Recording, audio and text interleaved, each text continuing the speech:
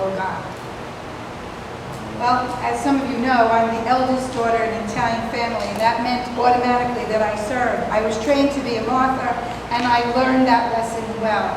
Sunday dinners began at 6 a.m. with banging of the largest pot that anybody could ever see. Whether I went out on a Saturday night before, didn't matter. And we were expected to get down in that kitchen and stir that pot, because that gravy had to cook all day long. And the women were the people in the kitchen, and the men were the people in the living room. And even the guests, female guests, were in the kitchen, male guests in the living room. And if I could say this, it was actually breaking the law, the Lord of the kitchen's law, not to do so. But my dad worked 3 jobs, and I really missed him, and I wanted to have a relationship with him. So I would sneak in and have time with my dad, even if it was to watch Bridge on the River Kwai, which I hated, but I watched it because it was with him. And I would sneak in that time, and I got to know him.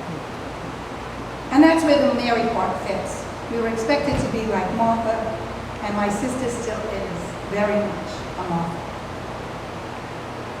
It's just how we were raised. And then I found out that by doing so, I earned their affection and approval by doing all that they wanted and expected.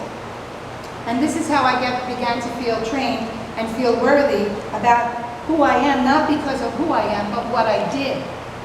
Quite opposite of Lutheranism, isn't it? I just needed to stop doing, be quiet with my dad, and stop the running around. And the same is with our God. And that's where that relationship can grow, in our stillness. I work very hard to serve all people. I try to be the best mother, sister, deacon, friend, youth leader, and the most hospitable pastor's wife that Holy Trinity has ever seen. I try. And I do this all while keeping with all of my good intentions to serve the people that God has entrusted to us. But at times it's very chaotic.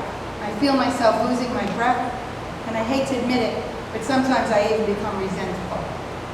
And I do it all with a smile on my face and my head nodding yes, and then I lose sight of what matters most.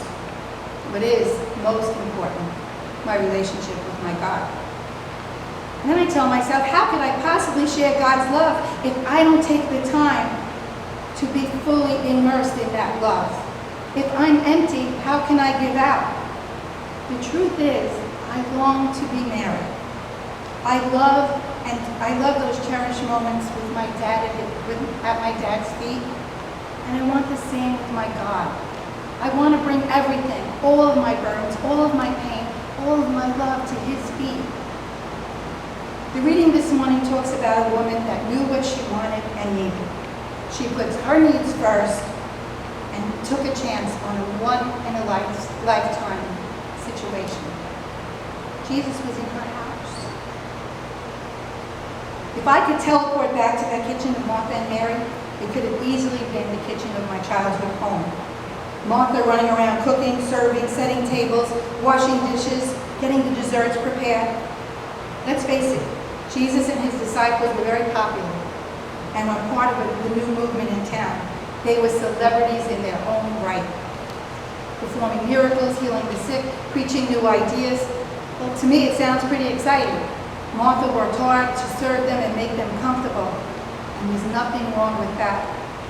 She chose to be a worker bee, and at times we need worker bees. Today we have our Holy Trinity worker bees going to help for the glory of God, going to help people in need. So we need them. But it's when Martha begins to measure and judge and feel resentful when things go wrong for her. I'm sure she felt unappreciated and exhausted from all the chaos of cooking for 13 men. She is sounds like she's right out angry. She feels like she's being treated unjustly, and she asks Jesus, why? Why are you allowing this? And this is not okay. She wants it addressed, she wants answers, and she wants them now. She even goes and tells Jesus, the Lord of all creation, get up and do something about this. When we are facing injustices in our lives, in our world, and all around us, it's okay to be angry. In the last 7 months, our neighborhood has suffered 7 immeasurable losses. Our young people, Ryan, Jameson, Anthony, and now Kate. Going to the wake, I was angry. There were people in the room angry. And all I could say is, I have no words, but it's okay to be angry. I was angry like that once when I lost my brother suddenly. And in that anger, God never answered back and told me, you can't be angry. I had my time. And we even looked to the heavens and said, why? We might even yell out to God in question when things become chaotic and have no rhyme or reason. I used to call those times, and I still do, my boxing times with God.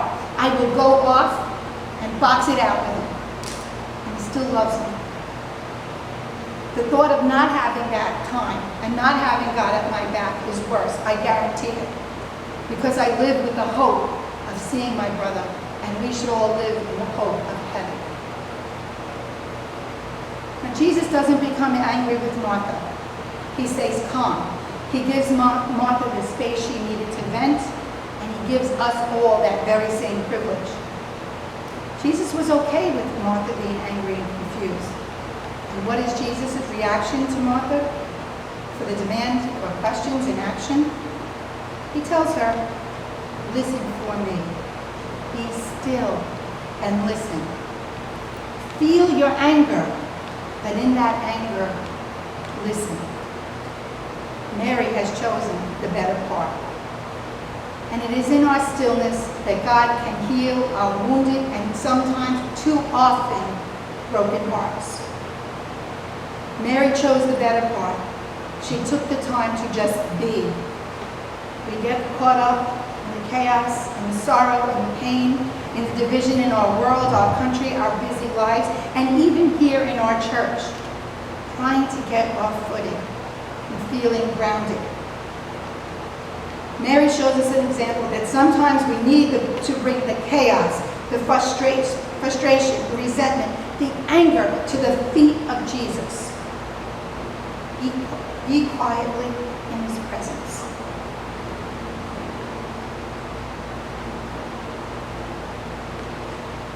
And with an open servant's heart, take time to listen. Give Jesus the time to speak to us, to teach us. We may get the answers we need. We may get them when we get to heaven. But in that stillness, you will be loved. His love will pour over you. And you will be all right in that moment.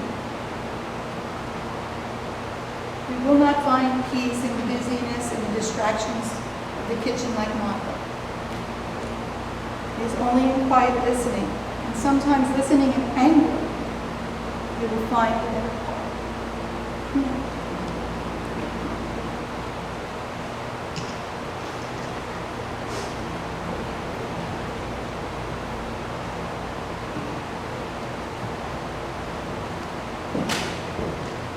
Please remain seated for just a moment.